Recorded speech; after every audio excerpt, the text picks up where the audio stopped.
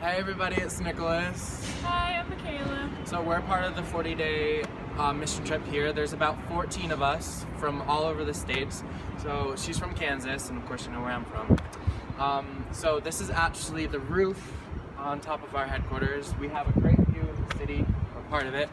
And over there's the mountains and everything.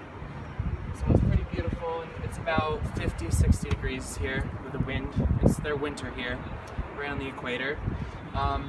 So yeah, it's been about 3 days here and met a whole bunch of people, and it's been really interesting and really something cool, and really gave us an eye-opening to how it is here. So yeah, anything you want to say? I've really enjoyed, one of the things I've enjoyed that we've done so far is getting up at 4:50 in the morning and going down and praying for a couple hours. It sounds terrible, and it was kind of until you wake up, and then it's just a really nice time for God to speak to you. So yeah, it is really cool. Waking up we do it from 5 to 7. We have 2 hours of prayer and worship, and it's really cool because we do music in Spanish and English, and then we pray in Spanish and English, and just the amount of presence that God was there and the Holy Spirit moving that whole time was amazing. And we do that about once a week, and then we do church once a week as well. And they're not saying that we don't have to only do it once a week, we can do it ourselves, but that's one thing that we all do it together. So here there's not just us, the 40-40, we have the 40-40s who are here for 2 years. They're called the Manta team, so they go about 9 hours west? 9 hours west of here to the city of Manta, which is where the earthquake was. They'll be going down in a few weeks, and then we'll be following them a week after, alongside them and everything. But one of the books we're reading is called The Pursuit of God, and it's, I don't know about you, but it's been a really good book for me. Anything you want to share about the book? it talks about how we have to get things out of our heart before God can come in and completely fill us. So it talked about the story of Abraham and how he was given his son Isaac, and God asked him to sacrifice his son because Isaac became a thing. He loved Isaac more than he loved God, and God wanted Abraham to know, I am sitting on the throne of your heart, and I'm the only one. So thinking about that and realizing what all the things I have in my life that I need to get out of the way before God can take over has been really interesting and eye-opening experience. For sure. I know one of the things that stuck out to me yesterday was that complacency is a deadly foe to a spiritual growth. And being here out of our comfort zone, not really knowing anyone until about now, we're kind of become a family already, but coming here and literally nothing's the same. I mean, you're talking, people don't know English mostly.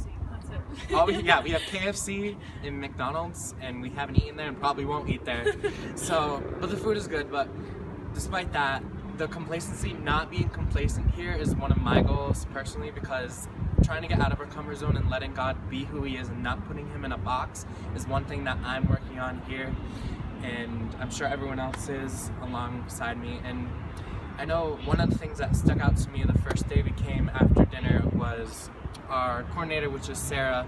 She told us about the story in Matthew, which is when Jesus was talking about his death, and Peter was like, no, that's not gonna happen. And Jesus is like, no, get behind me, Satan. And she said, I didn't understand that, like, why would he call him Satan? And then she went back to read it, and she told us, and then later that night I went back to read it, and I understood that Jesus wasn't calling him Satan. It was more or less that Jesus wanted him to be behind him, not in front of him. We're not supposed to be in front of Jesus, because how are we supposed to be led? We're supposed to be behind Jesus because we're supposed to follow, because later in that chapter he says you must pick up your cross and follow me, deny yourself and follow me. So how can you follow Jesus if you don't have your cross picked up and you're following him when you're in front? So that's one of the things that really struck me, like, wow, I need to get behind Jesus and follow him and what he's done and what he has for my life, and not go in front, because when I'm in front I'm actually lost. So that really struck me, and it's been really great. We're reading The Pursuit of God, and then we're going to be reading Celebration of Disciplines, which is about the different disciplines that, like fasting, solitude, and stuff like that. Do you want to talk about what we're calling? Later, a couple weeks from now, we're going to a few different cities.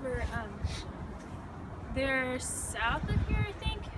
But then after, north. but they're still in the mountain range. So we're going to be visiting different cities and get to experience Ecuadorian culture. And then we'll be going to Manta and working with their team, doing evangelizing and feeding the neighborhoods and helping with earthquake relief. So we have a lot to look forward to in this next couple weeks. It's definitely, right now, is more preparing us for what we're doing spiritually, mentally, and then they're gonna send us out little by little, and then once we get to Manta, we're fully doing missions work for like a week and a half, which is 9 hours from here on a bus. So yeah, we were supposed to fly, but we're not flying anymore. So it's definitely gonna be a real culture shock down there, especially because here in Quito, it's considerably nice, but down there, you're talking like almost everything's destroyed because of the earthquake. Yeah, so that's what we're doing here. So for those of you who are graduating, I encourage you to pursue God in this time between now and college or now in the workforce, because it's a big change and it's going to be a culture shock because you're now like on your own in a sense. Yes, you have your parents, but you really don't. It's all about your decisions, and you have God and people to guide you, but it's all about what you decide. So I encourage you to seek God in this time during the summer, and I'll be praying for you guys. I'm sure we'll all be praying for you. I hope to see you guys soon. I'll be back in about 38 days, 37 days, about July 23rd. We'll all be back home. So if you all could pray for me and pray for everyone else here and pray for the Manta team and everything. I'll be posting some videos here and there, but nice to see you guys. Bye. Ciao. Adios.